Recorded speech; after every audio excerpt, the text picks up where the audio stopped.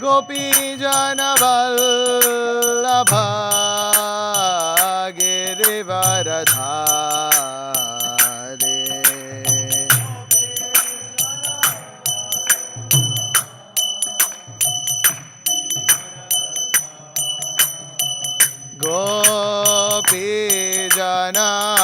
गोपीजनवल्लभा गिरिवरधारे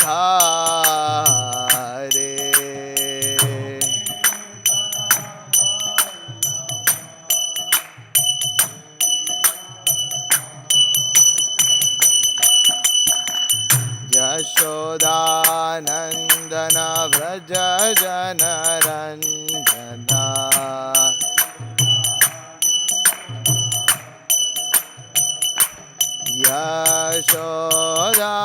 यशोदानन्दन व्रज जनरञ्जना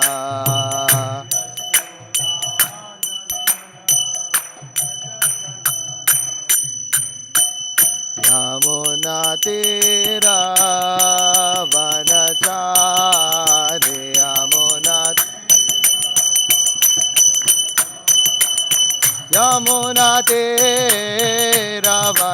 यमुनातीरवनचारि जय राधा माधव कुञ्ज बिहारी जय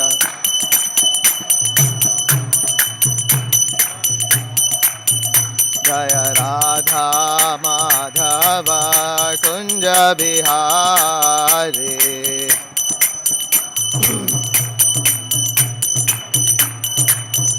जय राधा माधव कुंज बिहारी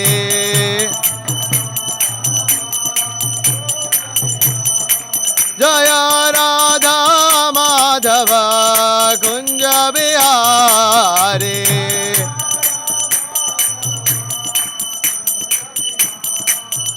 हरे कृष्णा कृष्णा कृष्णा हरे हरे हरे राम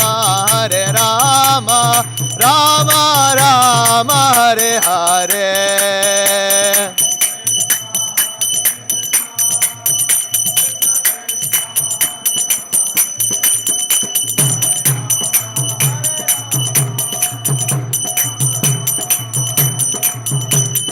हरे कृष्णा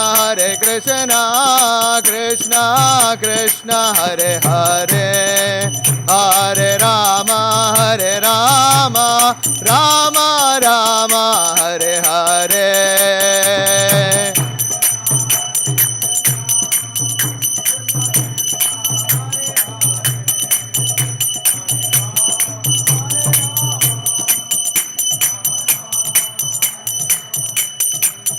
हरे Krishna Krishna Krishna Hare Hare Hare Ram Ram Ram Hare Hare Krishna Krishna Hare Hare Ram Ram Hare Hare Hare Krishna Krishna Krishna Hare Hare Hare Ram Ram Ram Hare Hare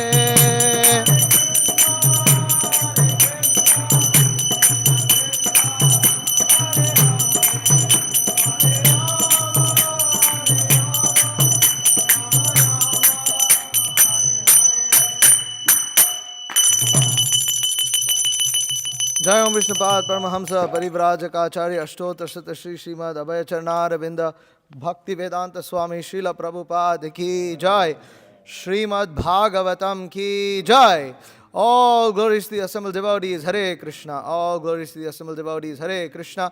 All glories to the assembled devotees, Hare Krishna. All glories to Sri Guru and Sri Gauranga. All glories to His Divine Grace, Srila Prabhupada. Namo Om Vishnu Padaya Krishna Prishthaya Bhutale. Srimate Bhakti Vikasa Swaminiti Namane Namo Om Vishnu Padaya Krishna Prishthaya Bhutale. श्रीमते भक्तिवेदांत स्वामिनिति नामिने नमस्ते सारस्वते देवे गौरवाणी प्रचारिणे निर्विशेष शून्यवादी पाश्चात्य देश तारिणे। जय श्री कृष्ण चैतन्य प्रभु नित्यानंद श्री अद्वैत गदाधर श्रीवासादि गौर भक्त वृंद। हरे कृष्ण कृष्ण कृष्ण हरे हरे, हरे राम राम राम हरे हरे। ओम नमो भगवते वासुदेवाय, ओम नमो भगवते वासुदेवाय, ओम नमो भगवते वासुदेवाय। Reading from Srimad Bhagavatam, Canto 2, titled Cosmic Manifestation, Chapter 9. What is the title of this chapter? Answers? Answers by citing the Lord's version. That's right. Okay. Text 20. Okay. Shri Bhagavan Uvacha Tvaya Aham Toshitaha Samyak Vedagarbha Srishikshaya Chiram Bhritena Tapasa Dustoshaha Kutayoginam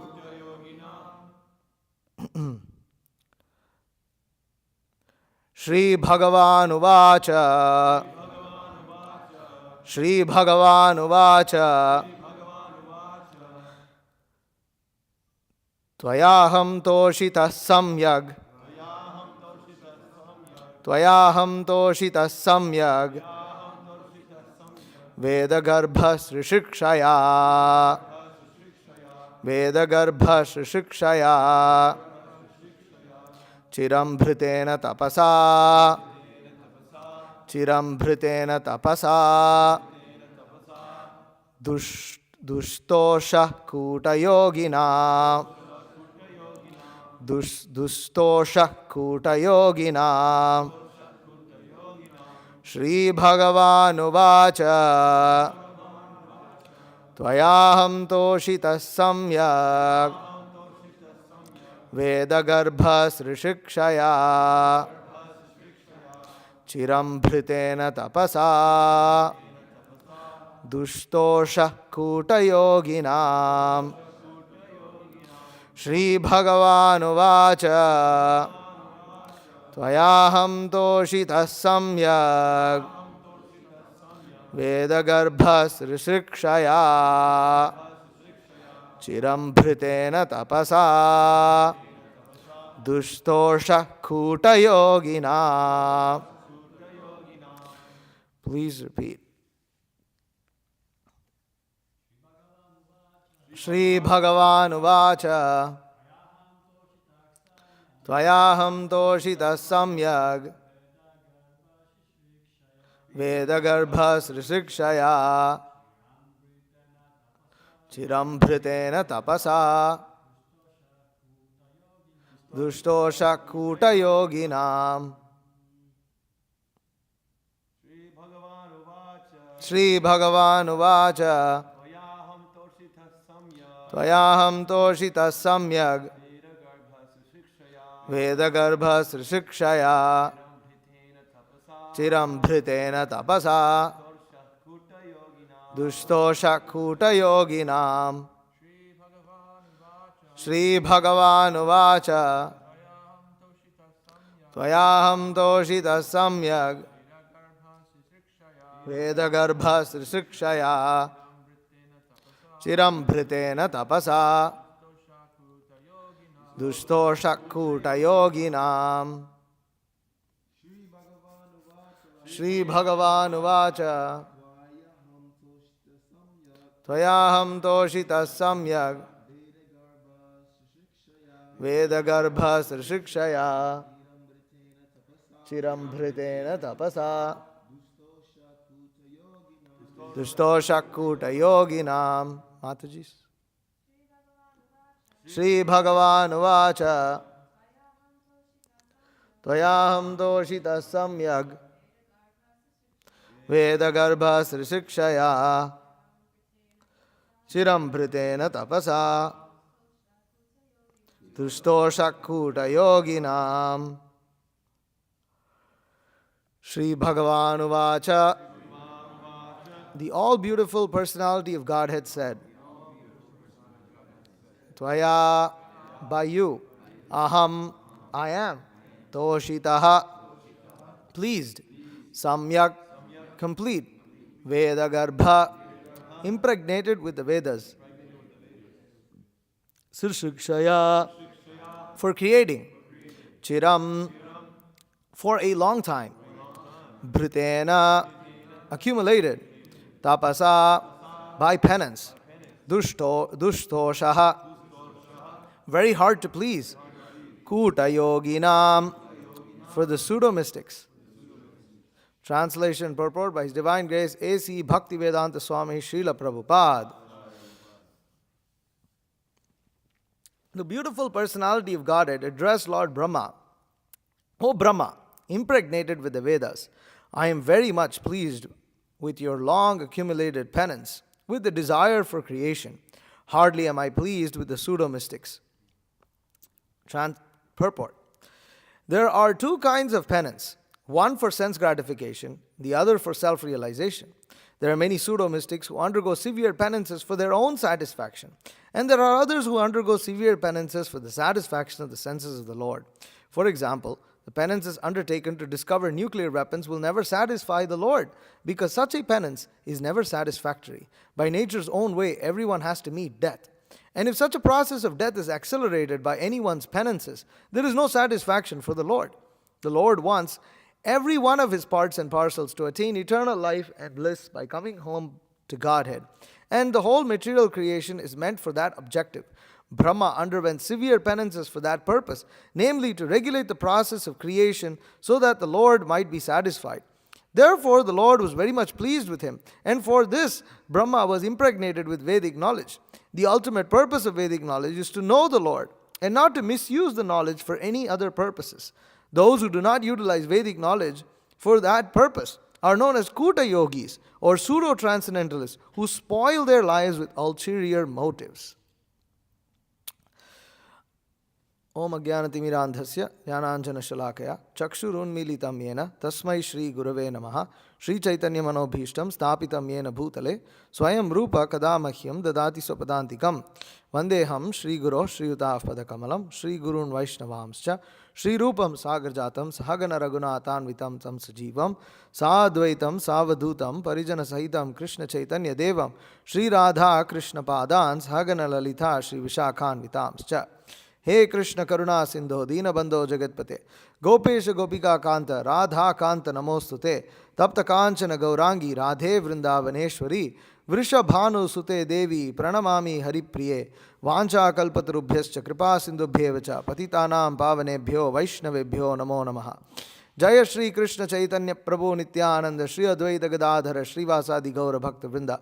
Hare Krishna Krishna Krishna Hare Hare Hare Rama Rama Rama Hare Hare. So I'm also going to read the next verse and the purport. This is a short purport, but I was going to address both points. Varam varaya bhadram te varesham ma bhivanchitam brahman shreyah parishrama pumsa mad darshanavadihi. I wish you good luck, O Brahma. You may ask from me, the giver of all benediction, all that you may desire. You may know that the ultimate benediction, as the result of all penances, is to see me by realization. Purport: the ultimate realization of the Supreme Truth is knowing and seeing face to face the personality of Godhead. Realization of the impersonal Brahman and the localized Paramatma features of the personality of Godhead is not ultimate realization. When one realizes the Supreme Lord, one does not struggle hard to perform such penances. The next stage of life is to discharge devotional service to the Lord just to satisfy Him. In other words, one who has realized and seen the Supreme Lord has attained all perfection, because everything is included in that highest perfectional stage. The impersonalists and the pseudo-mystics, however, cannot reach this stage.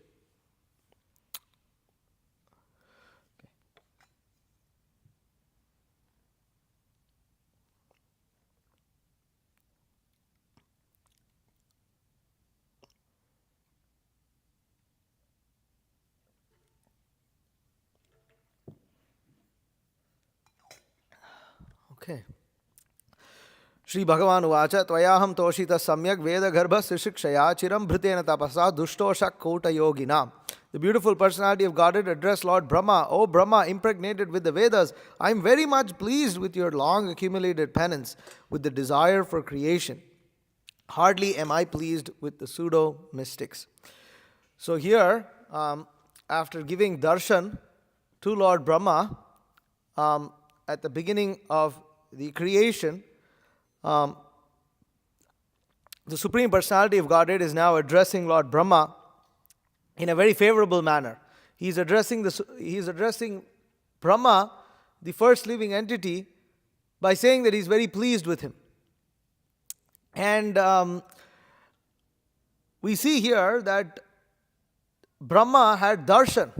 He had vision. He could see the Supreme Lord after performing. Here it said, the Supreme Lord is very pleased with Brahma's long accumulated penance, with the desire for creation. Now, Brahma did not know what to create. He actually did not even know what to do. He had no idea. He didn't even know where he was. And Brahma performed severe penances. We can compare this to our situation in life, that without understanding who we are, where we came from, what is the purpose of life, what is the meaning to this entire existence that we are in, we are like Lord Brahma, who is lost, who is confused, who is bewildered, who doesn't know. Imagine Brahma is the first living entity. There's nothing in the universe. It's complete darkness. And he doesn't know what to do. Now, the Supreme Personality of Godhead instructs him to perform penance, tapasya, austerity. And Srila Prabhupada begins his purport by saying that there are two kinds of penances, one for sense gratification and the other for self-realization. So everybody performs penance. Why? Because the nature of material existence is that you have to accept some kind of discomfort. There is always some discomfort in life. Nothing just, like you can't just lie on the bed and expect food to walk into your mouth. It just doesn't happen that way. Sometimes you have futuristic, cartoons or sci-fi movies where they might have like things like where, somebody is just sitting and everything like just kind of like comes to them, or everything's at the touch of a button and everything is like, and that's the idea that they want you to kind of feel that everything is at the touch of a button. At the touch of, this phone, it can do so much for you. At the touch of a button, you have access to so many things.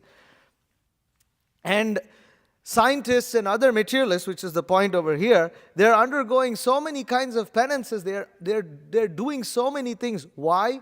To make life better. They try to make life better. But in spite of that, we can observe that discomfort actually doesn't go away. It just manifests in another form. You have another kind of discomfort, that's all.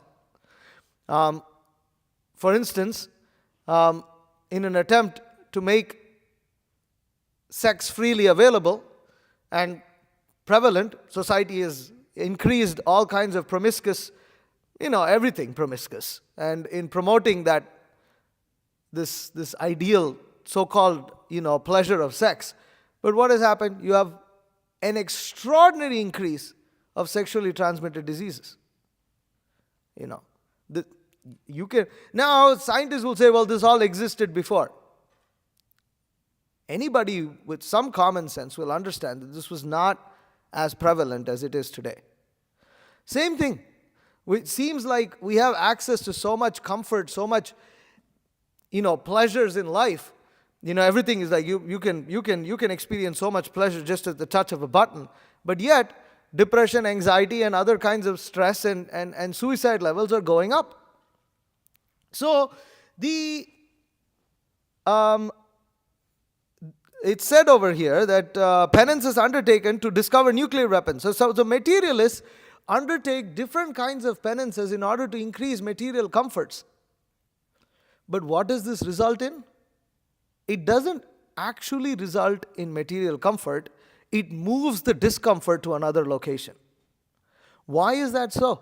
Why can't through their material endeavors, why are materialists unable to overcome material discomfort?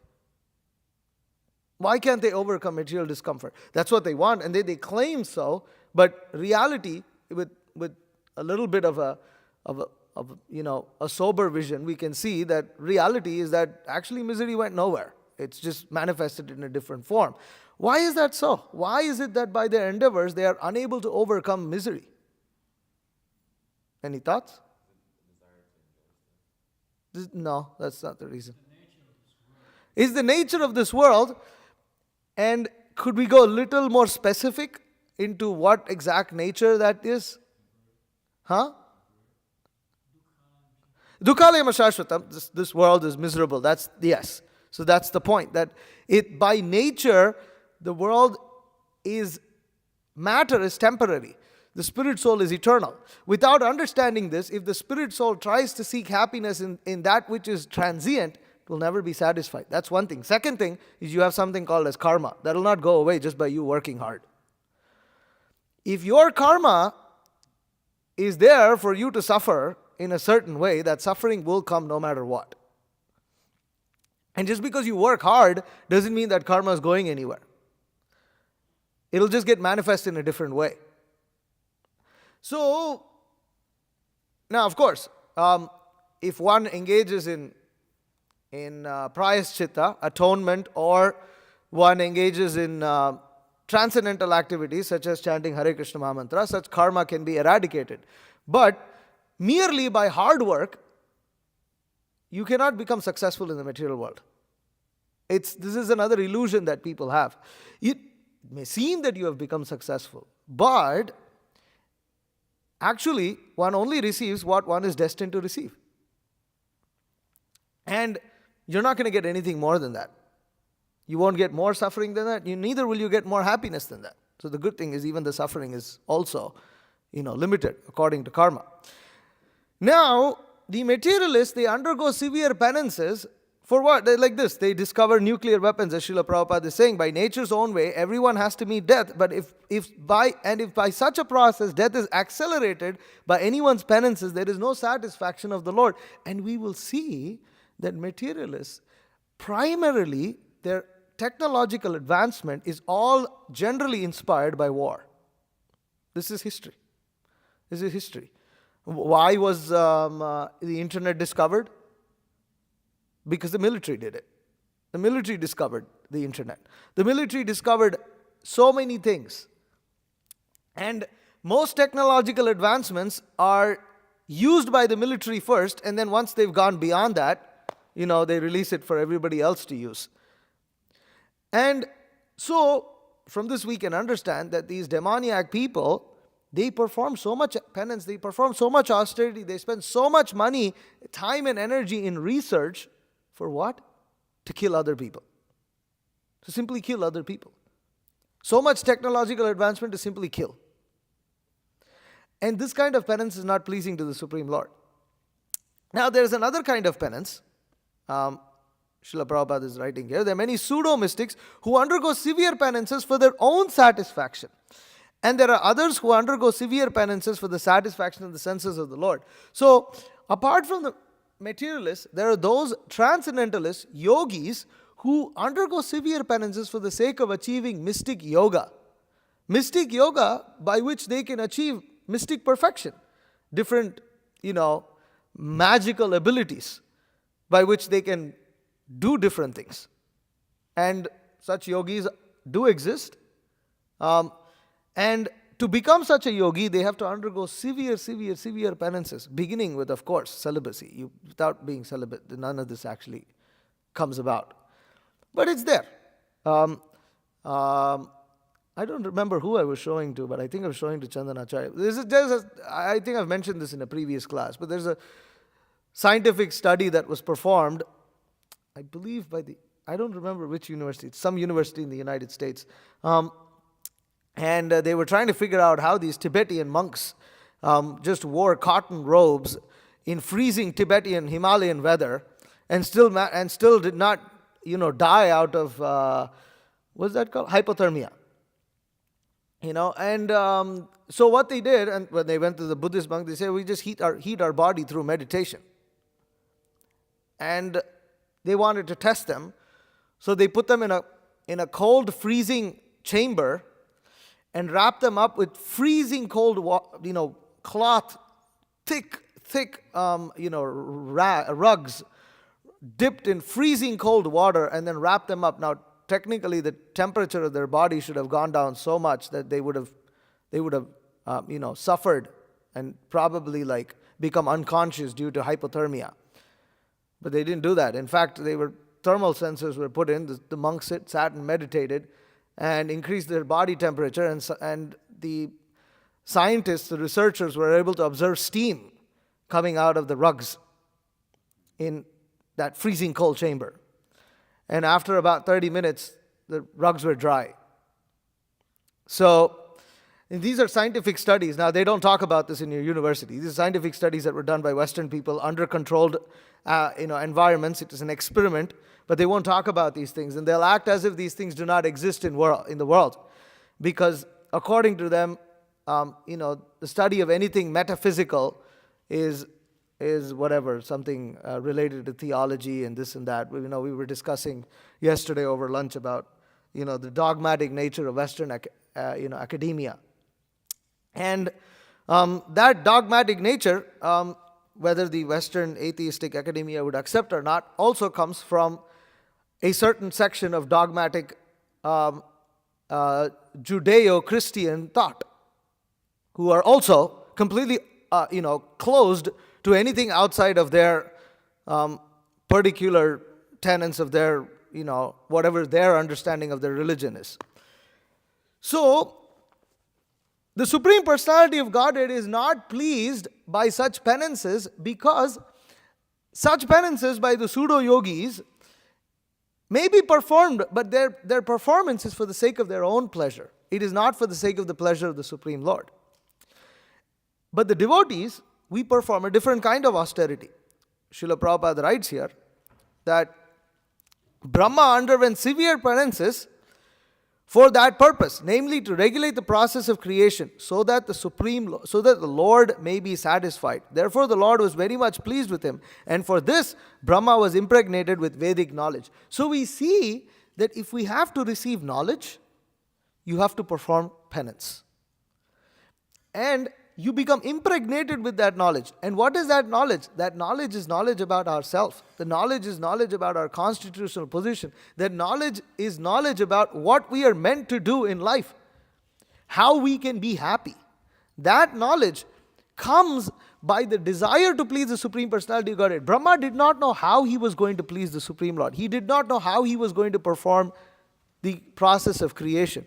And in some ways we can compare ourselves like that. As aspiring transcendentalists, as aspiring devotees, we also don't exactly know how we are to perform. We are trying to perform devotional service. And, we can say that we are in some ways struggling in our endeavors to do so. And we may not really have a clue how exactly is initially when we come to Krishna consciousness, we are in so much ignorance, we don't understand what activity of ours is pleasing to Krishna and what activity is not. Because we are still conditioned by the sense of trying to understand everything according to our perception of sense gratification. We still see everything from our ego standpoint. Is this satisfying to my ego? Is this not satisfying to my ego? And our ego, when we come to Krishna consciousness, is still contaminated by the bodily concept of life. We're trying to get liberated of the conception that we're not these bodies. But still, we still tend to think that we are these bodies. How do we overcome that? How do we get knowledge? By performing penance. Srila Prabhupada, yesterday's class, actually, he says, let me see if I can pull this up here. And I don't know how to do that. No, I can't see it. Okay. Anyways, I'll read it here. Prabhupada writes here, formerly, great sages, they went to the forest. the Himalayas to meditate. And just like Dhruva Maharaj went, when 5-year-old boy, in order to find God, he went to the forest and meditated. Of course, he was successful. But at the present moment, that is not possible to accept such kind of austerity. But therefore, the Shastra gives us very shortcut austerity. Chant Hare Krishna. Kalau nastyeva nastyeva nastyeva gatiranyata Hare Nama eva kevalam. A little austerity. We are asking our students to chant this Hare Krishna 16 rounds, at least this much austerity. Prabhupada says, we're just asking to chant 16 rounds, this much austerity. But Kali Yuga is so strong that even this 16 rounds is also very difficult. So, we are so much fallen but still, although we are fallen, if we chant this mantra, Hare Krishna, as recommended by the Shastras, Hare Nama eva kevalam, just like a small child, he tries to walk, sometimes falls down, and again he tries to stand up. In the same way, we must try to come to the perfectional point by chanting this Hare Krishna mantra. So we undertake that austerity. And through that austerity, what did Brahma achieve? Not only did Brahma get Vedic knowledge, he also had darshan of the Supreme Personality of Godhead. He had vision of the Supreme Lord. He was able to see the Supreme Lord face to face. And Supreme Lord is telling him, I'm not pleased with these pseudo-yogis. I'm not pleased with all these people who approach me with some other ulterior motive. But those who approach me, wanting to know me, wanting to understand me, wanting to serve me, those people are pleasing to me. So, most people, they approach religion inspired to perform some kind of transaction with God. I want something from God, therefore I worship Him. But Krishna is not pleased by such people. He may reciprocate. God reciprocates with such people because they approach Him. And ultimately He provides. But a devotee understands that even if I get these kind of temporary things, and Krishna may fulfill a devotee's desire to have a lot of wealth. Krishna may fulfill a devotee's desire to have, name, fame, adoration, have, a good family, good children, etc., etc., etc. But ultimately a devotee realizes that all these things, they won't actually satisfy the soul. Because all these things have to be given up at the time of death also. They have to be given up at the time of death. But what is not given up at the time of death? The spirit soul's innate constitutional position to be a servant of Krishna. This can never be given up. We are ultimately parts and parcels of the Supreme Lord. And when a devotee focuses on that desire to serve the Supreme Lord, to please Him, and in that sense, so the austerity that a devotee undertakes is to follow the orders of the Supreme Lord. So I'll go more into this. So, in the next verse, we see that the Supreme Lord says, Bhagavan says, you may know that the ultimate benediction as the result of all penances is to see me by realization. What is the result of all penances? You become impregnated with Vedic knowledge, but knowledge is actually a side product. It's a byproduct of self-realization. It's not the main thing. Most people come, I want knowledge. Knowledge will come. Knowledge will come. But if we get to see the Supreme Personality of Godhead face to face, automatically everything is achieved. When one realizes the Supreme Lord, there is nothing left to be realized. And therefore, it's said here that Prabhupada writes here, the ultimate realization of the Supreme Truth is knowing and seeing face to face the personality of Godhead. And here, I pulled up a couple of verses. So this is from Kapila Dev's pastime. Canto 3, text 21, text 13.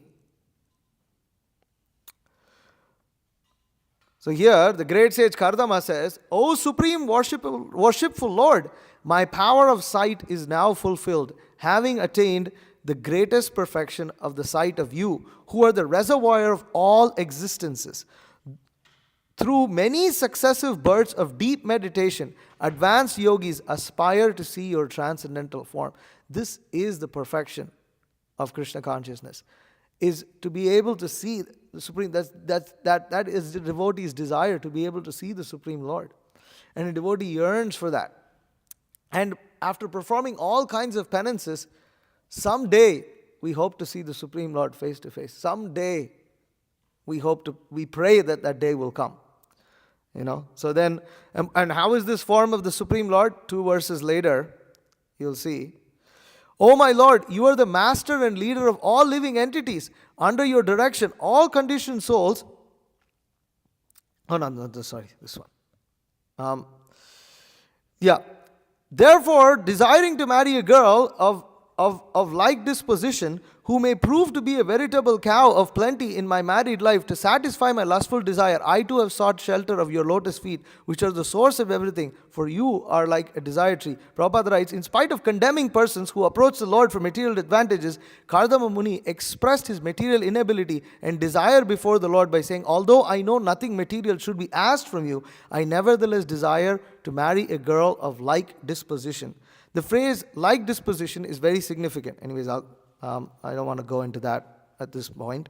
But Srila Prabhupada comments later in this purport that the advantage of worshipping the Supreme Person is that even if one has desires for material enjoyment, if he worships Krishna, he will gradually become a pure devotee and have no more material hankering. So by seeing the Supreme Personality of Godhead, one realizes that all of one's material desires are simply something that, we just need to give up. And Prabhupada writes in the next verse, he says that, text 17. Let's see. Oh, it's not here. Oh, I'm sorry. That's the wrong verse.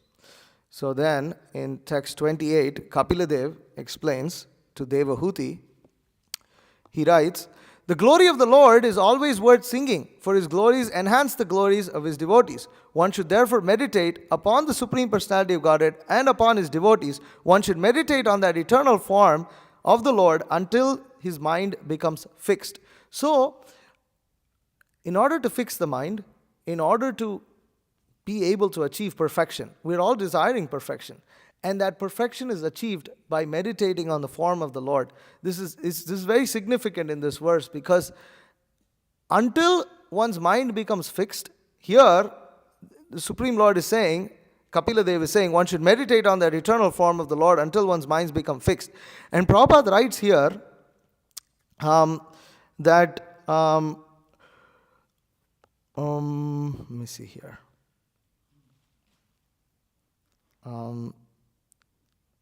Okay. There is no difference between devotional service in the temple and meditation on the form of the Lord, since the form of the Lord is the same whether he appears within the mind or in some concrete element. The forms may be made out of sand, clay, wood, or stone. They may be contemplated within the mind or made of jewels, metal, or painted colors, but all of the forms are of the same value. It is not that one who meditates on the form within the mind sees differently from one who worships the form of the Lord in the temple. So it's not some imaginary form. There is an actual form of the Supreme Lord that is described in Shastra. And this form is meditated upon by the devotees so that they can eventually see him.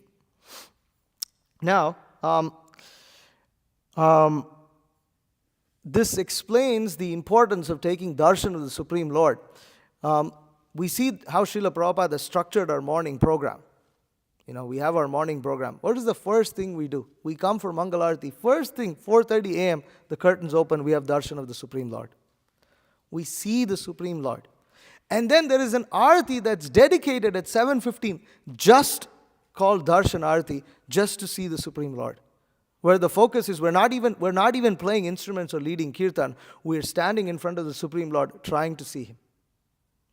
Trying to see the Supreme Lord. That meditation is very important. If a devotee should not just come and mechanically just stand here. There is a process, there is meaning to Srila Prabhupada's morning program. And in this morning program, the different senses, we have different senses. And what are we doing with these different senses? We're seeing different things. So with the eyes, we keep seeing things that are pleasing to the eyes. With the ears, we try to hear something that's pleasing. With the nose, we are trying to smell something that is nice. And with our skin, we're trying to touch something that is nice. We see in the morning program how our different senses are engaged. all in Krishna service, first thing in the morning. First thing in the morning. Our eyes are engaged in seeing the Supreme Lord. The mouth is engaged in singing and chanting the holy name. The ears are engaged in hearing the holy name, hearing the Srimad Bhagavatam class. The nose, how is the nose engaged? We're smelling the flowers that are offered to the Supreme Lord. How is the skin engaged? You're touching the fire. You feel that you touch the lamp. You accept the lamp prasadam that is offered to the Supreme Lord, and you touch it to your head. You see all these different senses that are being engaged. Without this, what will we do? We will simply engage our senses in sense gratification. Even though theoretically we may understand that we are not supposed to engage in sense gratification, we don't know how else to live our lives. Therefore, there is this morning program. There is a structure. That is what the acharyas are meant for. See, why do we need a teacher? We understand all the theory. Everything is there in the books. But the acharyas, the gurus, they come and give us a process. They give us a practical method of how to live life in a manner that we are Krishna conscious. And how is this form of the Supreme Lord? There's more nice description here. This is from the song sung by Lord Shiva. And here, this is very nice verse. Thanks to Mahotsav Prabhu for formally mentioning this in another class. Darshanam no dirdikshunaam dehi bhagavatarchitam rupam priyatamam swanam sarvendriya gunanjanam. My dear Lord, I wish to see you exactly in that form that your very dear devotees worship. You have many other forms, but I wish to see your form that is especially liked by the devotees.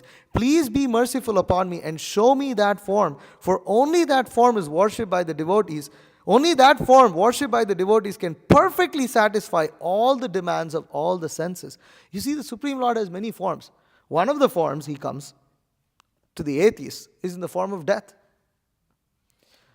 The atheists don't accept the supremacy of the Supreme Lord, but death will come. And at that time of death, all your material advancement, all your wealth, all your great citizenship, your birth, your wealth, your prestige, everything is completely gone. And death treats you exactly the same way like it will treat a beggar. Exactly the same way. It is not that just because you are some wealthy person or you're a very educated person, death will not come to you. So in that way, you see the Supreme Personality of Godhead, he comes, okay, your time is up. That's it. It's over. Now, this form, such as the form of death, is not it's not a very desirable form. That there is a form of the Supreme Lord and devotees accept that form. But devotees, like Lord Shiva, they want to see the form of the Supreme Lord that is very pleasing to the devotees. Why? Because that is the form of the Lord that will ultimately please us. That will please all our senses. That will completely satisfy our senses.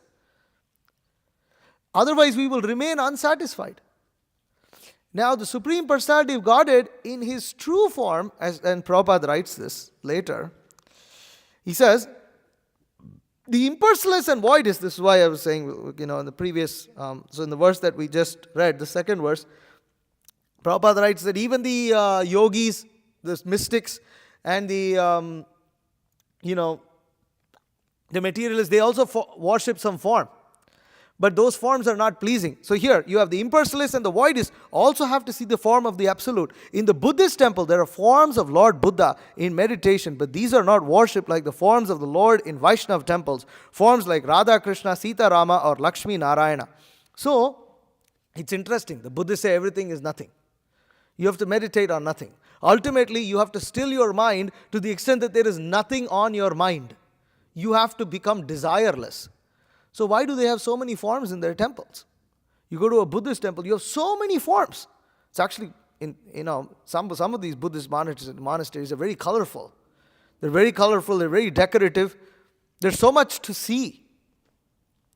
Right? So ultimately, they also have to meditate on some form. But the impersonalists and the voidists, they meditate on a form ultimately with the idea that we're going to give up meditation on these forms.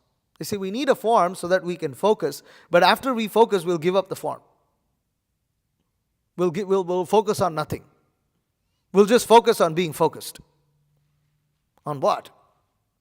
It becomes a bunch of world jugglery.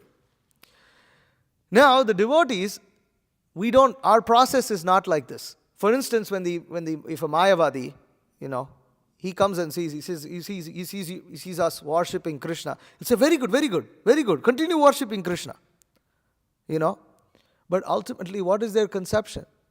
They say this is Saguna Brahman. Saguna Brahman, it's Brahman, who has accepted a form made of the three modes of material nature. Very offensive statement. And they say ultimately, the worship of Saguna Brahman has to lead to worship of Nirguna Brahman. That Brahman without any form, any qualities, any characteristics. But the Vaishnavas, they don't accept this. Because the Mayavadis, they struggle to understand how there can be a form beyond the confines of this material world. If there is a form, it must be made of matter. That is their conception. Because they don't know anything but matter. And they think that a form, something with desire, it must all fall within the confines of this material world. But devotees understand that the Supreme Lord's form is eternal, full of knowledge and full of bliss. It's not made of the nature of this material world. It is made of antimatter, that is which is spiritual. That is what our souls are made of. It's the same thing. So, Prabhupada writes that Lord Shiva wanted to see that form perfectly, just as devotees wanted to see it. Here, the words Rupam Priyatamam Swanam are specifically mentioned here, indicated that Lord Shiva wants to see that form which is very dear to the devotees. The word Swanam is especially significant because only the devotees are very, very dear to the Supreme Lord. The Jnanis, Yogis and Karmis are not particularly dear because for the Karmis simply want to see the Supreme Lord, personality of Godhead, as their order supplier. The Jnanis want to see Him to become one with Him, and the Yogis want to see Him partially represented within their heart as Paramatma, but the Bhaktas or the devotees want to see Him in His complete perfection. So, different people want to see the Supreme Lord, but they want to see Him for different purposes. Now, a mother, for instance, one of the purest types of love that we can think in this material world is a mother's love for her child. The mother desires to see the son, or the child, not because she wants something from the child. She just wants to see the child. Just by seeing the child, she becomes happy. That's all. There is no other purpose. Why do I just want to see my child. You ask her, why do you have to, can you logically explain what exactly is going on in your head? Why you want to see the child? What exactly are you expecting from the child? They'll just get upset. It's like, he's my child. What more do I have to explain? So, this is the nature of love. And in devotional service, a devotee aspires for that stage of selfless love where he just wants to see the Supreme Personality of Godhead. Why? Because he loves Him. He loves the Supreme Personality of Godhead. He's feeling separation from the Supreme Lord. And because of that separation, all he wants to do is just see the Supreme Lord. When he sees the Supreme Lord, his feelings of separation become assuaged. It's like a balm. Feels satisfied. Just like a mother, she feels very anxious for not seeing her child for some time. Of course, that the mother's love for her child is based on the bodily misconception in this world, because ultimately that is also temporary. But it's the closest that it comes to selfless love. And so we see that the Karmis, they just want the Supreme Lord as an order supplier. Jnanis want to become one with Him. So this is all they want to see. And the Supreme Lord is not pleased with this. That's what we read in the verse, Brahma, Krishna is telling Brahma that I'm not pleased with these pseudo-mystics. I'm not pleased with their penances because they want to see me because they want something from me. So one devotee was mentioning recently, he was like, his father never, called him, never cared, didn't have any contact with him, but then, something his father won $1 million or something, a lottery or something, and then called him up and apparently was trying to show some kind of affection. But that devotee was telling me the only purpose his father called him at that time was to show off that, I got so much money, do you want something? And like his ego, well, I can provide. I actually still care for you. He wasn't doing anything, but it's just, I actually care for you. show off. Even and this happened before this devotee came to Krishna consciousness. So even in a materialistic situation, you're not impressed by this because you see through it. You see that you just want something from. What do you want? What do you want? Oh, you want this? Okay, here, take it, get lost. So the Supreme Personality of Godhead is a person. Krishna is the Supreme Person. He's within our heart. He knows what's on our heart. And therefore, a devotee like Lord Brahma performs penances for one purpose. And that purpose is to purify their desire. They purify their desire. And what is that? And they purify all their material desires to achieve one desire, not to become desireless, to achieve one desire, which is to please the Supreme Personality of Godhead. And that kind of penance is very desirable. And, Srila Prabhupada writes here, it's Canto 6, text 16, chapter 16, text 50.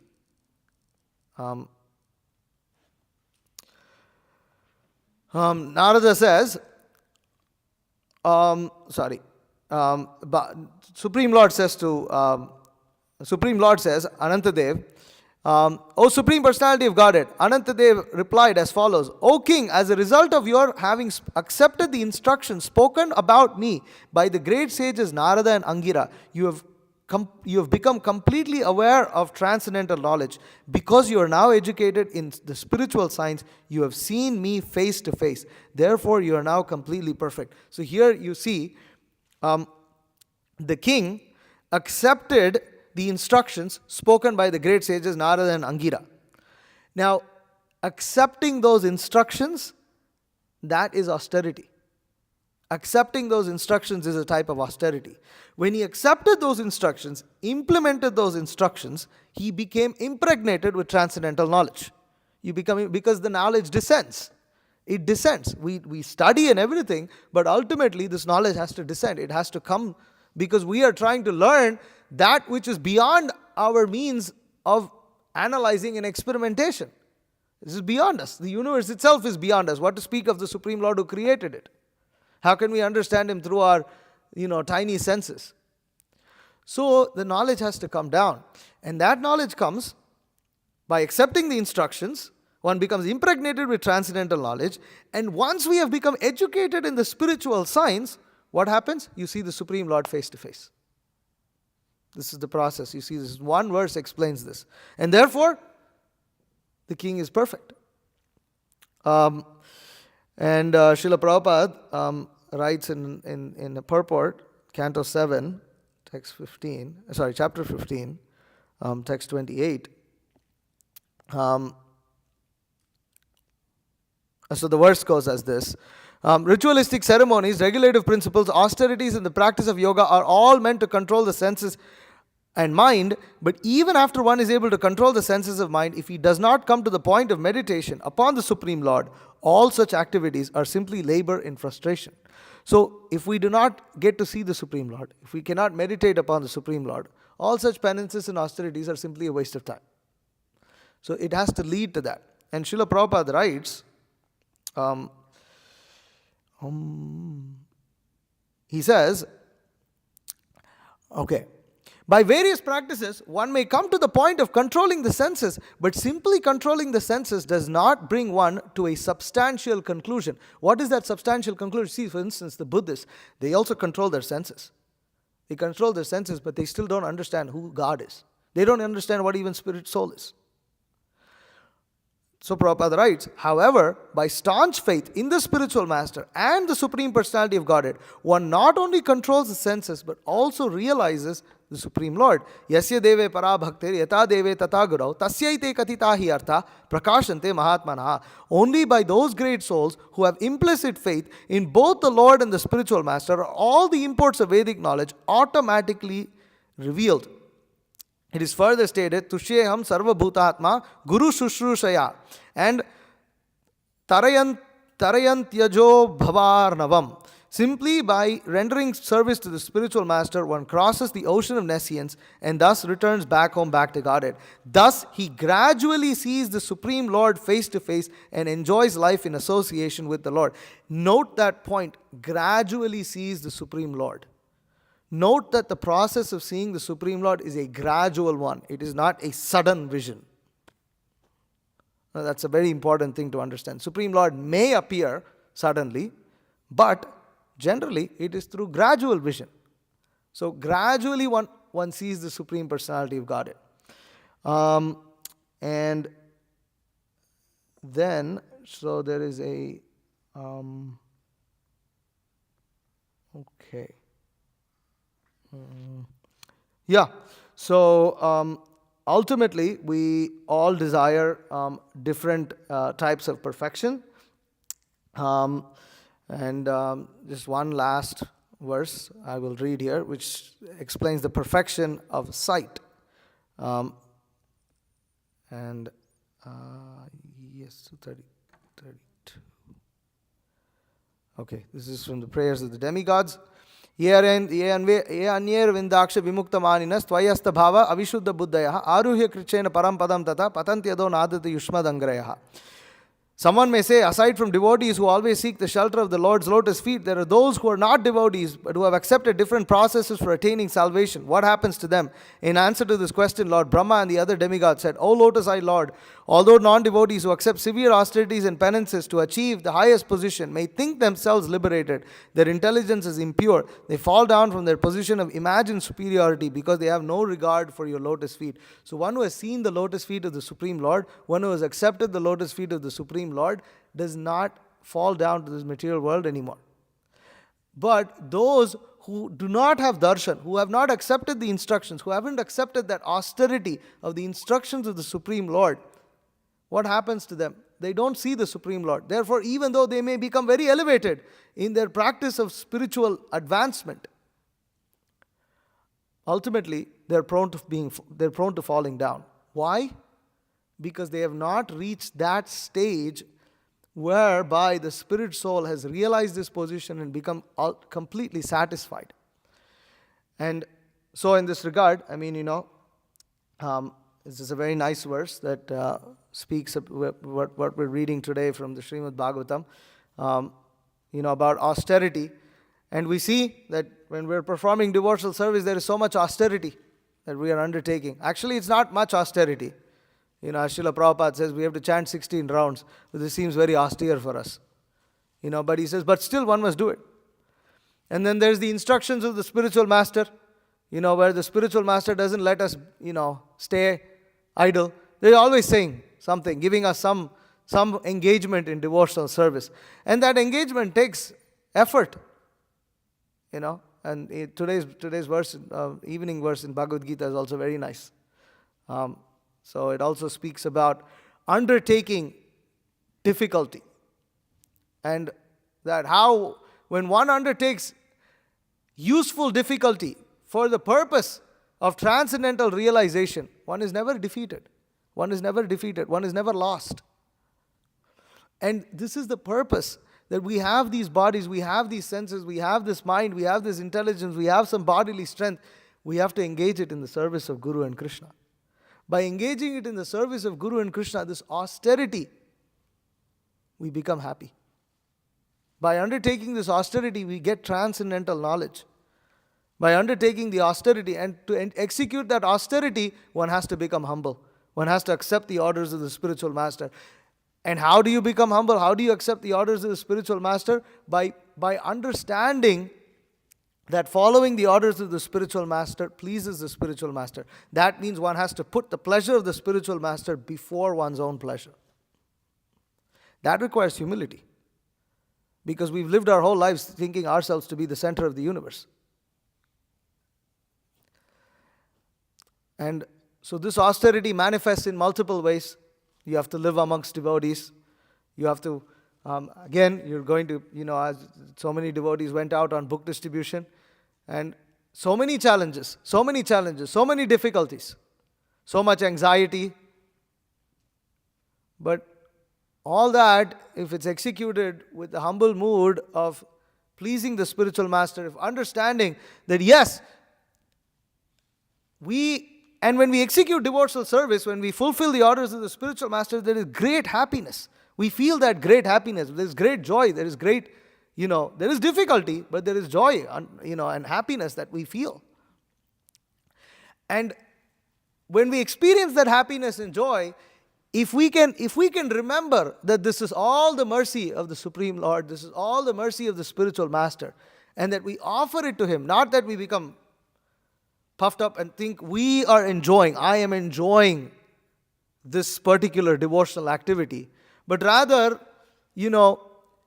while we are being blissed out, while we are in ecstasy, we constantly remember that ultimately we are simply the servants, the menial servants of our spiritual master, and that pleasing the spiritual master and pleasing Krishna is the aim and goal of our life.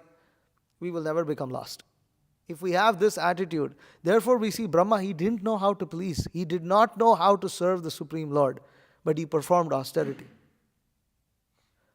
He had a desire to please the Supreme Lord, and he followed the instruction. The instruction of the Supreme Lord was to perform tapasya, and he did that.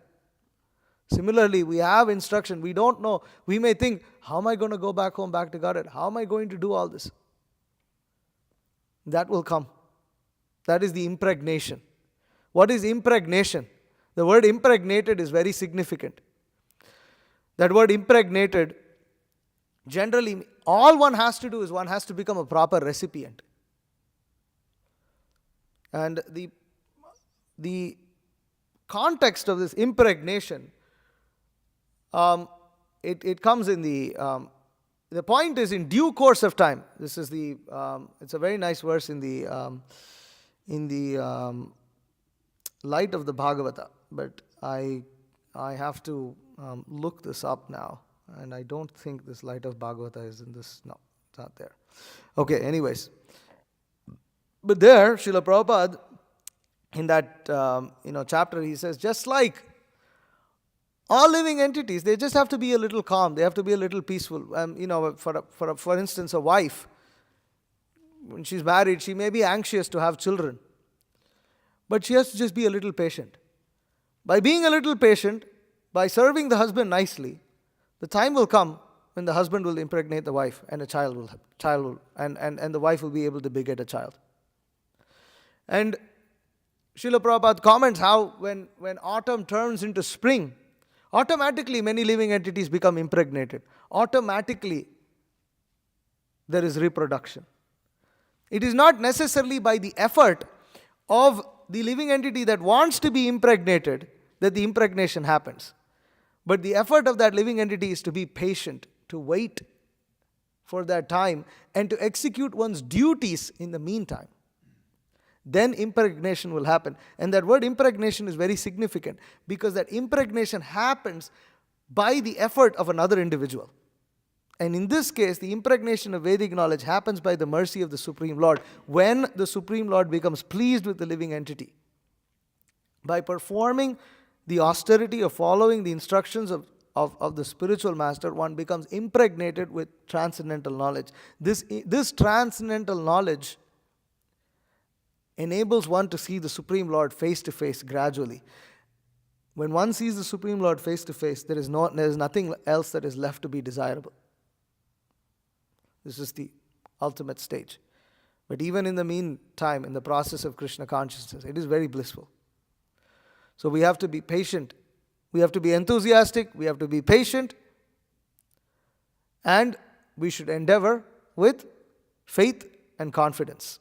But that faith is not blindfold. We have so much knowledge here. We have so much books, so much we understand. We're discussing all these things. It's not blind faith.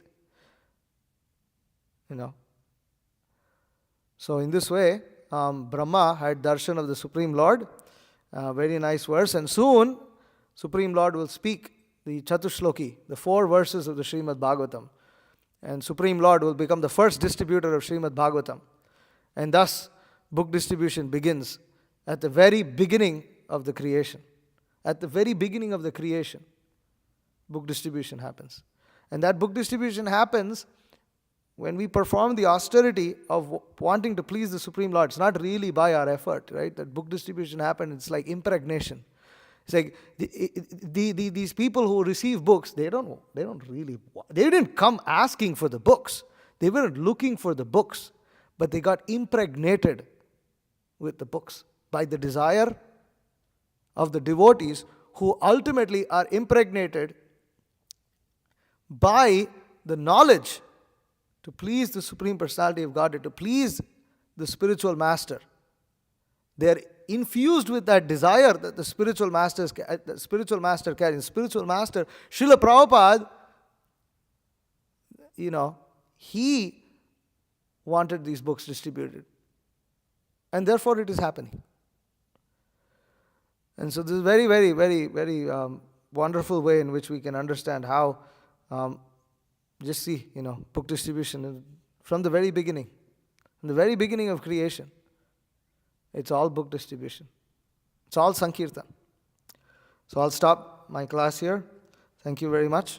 If there are any questions or comments, please feel free to ask. Any questions? Yes, Gadadhar Krishna Prabhu. We can understand the importance of spiritual master in our life. As you said, that in the morning when the altar is opening, so we are seeing the form of the Lord, but actually in the first prayer of the morning, we are glorifying spiritual master. Glorifying spiritual master, yes. And then even in second, in Guru Puja, we are also glorifying spiritual master. Then just on Gaura Arati, we are glorifying Lord Chaitanya, Supreme Lord. Of course, in between also, because even if you are glorifying spiritual master in the morning, then later we are chanting the Jai Shri Krishna Chaitanya, then we are chanting Hare Krishna, which is also glorification. But first is spiritual master, isn't it? Yeah. Because we may see the form of the Lord, but we can't understand unless we are hearing from the spiritual master. Yes. Yeah, so spiritual master actually is in our life most important. Yeah. Jai, thank you. Yes, what is that? Yasya prasadat bhagavat prasado, yasya prasadat nagati kutopi. So, thank you. Abhimanyu Sutta. Oh, Mahotsav has a call. Okay. Just posted a picture you want to read out. No, don't roll that. It's got this thing on it.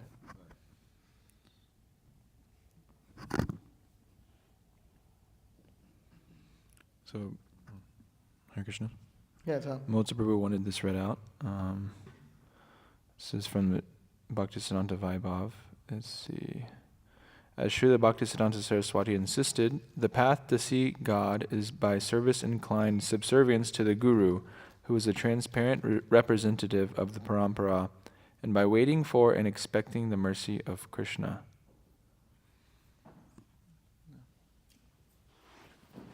Okay, Jai. Hare Krishna. Hare Krishna. Prabhu, we were talking about like seeing the Lord and how a devotee should always have that desire with an enthusiasm to see the Lord's form. But often we hear also that we should be seen by the Lord as well. Yeah. And I was wondering should one always make that never seen the Lord, or is there a wrong way to see the Lord, like approaching the Lord, seeing the Lord? Can you see the Lord in the wrong light?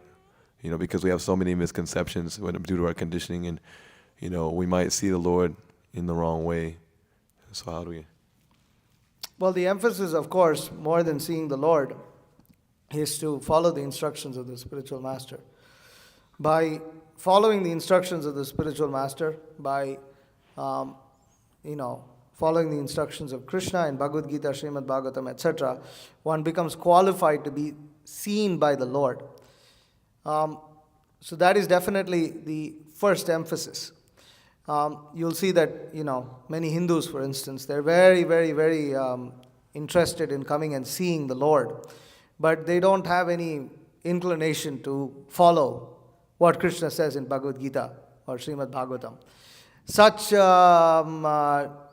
such people are like the karmis, jnanis, yogis who want to see the form of the Lord. This is what we spoke about. But them wanting to see the form of the Lord is for a particular purpose.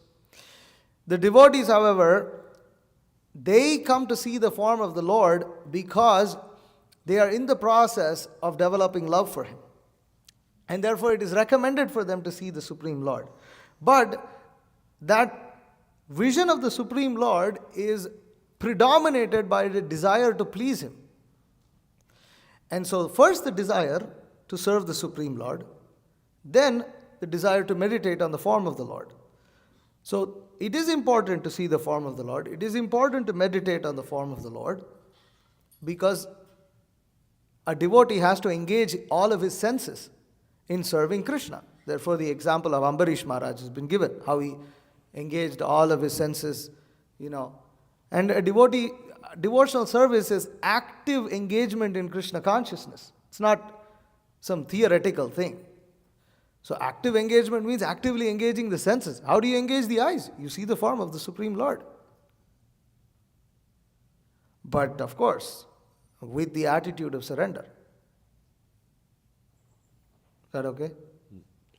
So before seeing the Lord, the first step is that the Lord sees you. But in order to be qualified to be seen by the Lord, that qualification comes through following the instructions of the spiritual master.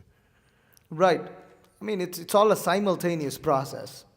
But the emphasis, of course, is about, following the instructions of the spiritual master. But it's a simultaneous process. The first day, a bhakta walks into the temple, he's taught how to see the Lord. But the emphasis from everything is to take up to the process of Krishna consciousness. So. Thank you. Anything else? You had something, Ethan? No. Anything else from the men? Okay. Mataji's? Yes.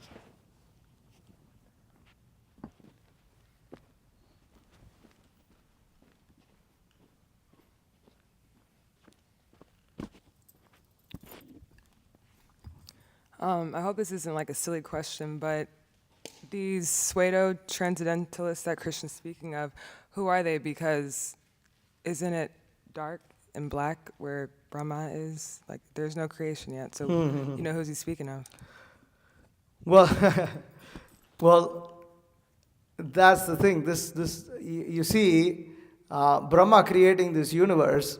This is not the first time that creation happened, and neither is it the last.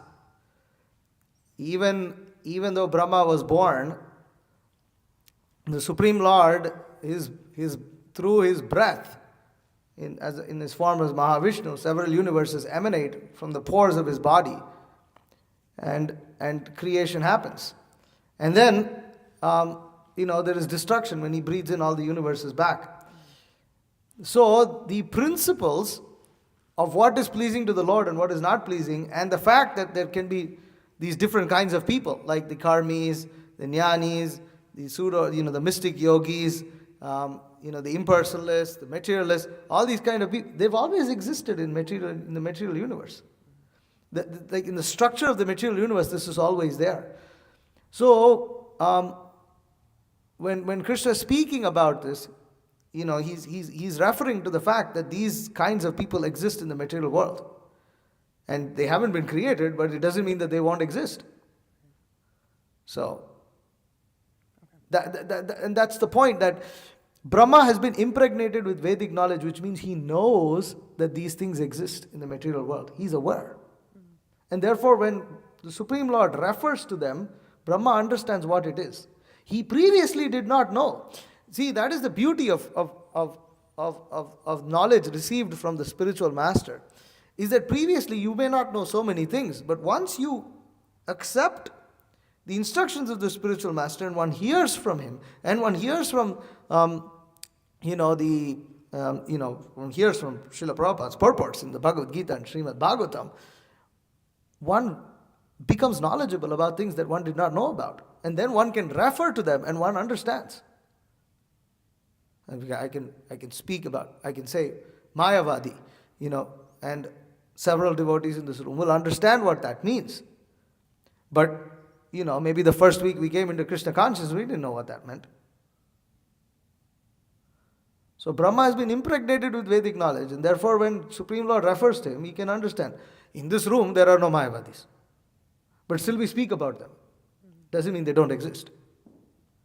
So, it's like in that kind of reference. When you know who they are, you may speak about it. But our speaking is not necessarily to, anyways, in reference to other kinds of people, it is not necessarily we hate them, we want to kill them, or no. It's just to distinguish between reality and illusion. And so that's Bhagavatam. And so Supreme Lord is doing that to Brahma from the first thing he spoke to him. First thing he tells, this is pleasing to me, this is not pleasing to me. That's the platform of knowledge. Knowing what is to be done, knowing what is not to be done. Demons don't know that. Krishna explains in Bhagavad Gita, he says, what is that? What is that? They don't know what is to be done, what is not to be done. Sanskrit slipping my mind right now. Anyways, I can't remember it. It comes in chapter 16. He says, they don't know what is to be done, what is not to be done. So devotees are taught that. That's like practically whole life, especially in the ashram. My God, don't do this, don't do this, don't do it like that. Why are you doing like this? Do it like this. But that's the process. Okay, anything else? All right. Okay, thank you very much. Srimad Bhagavatam ki jai. Srila Prabhupada ki jai. Charu Desh.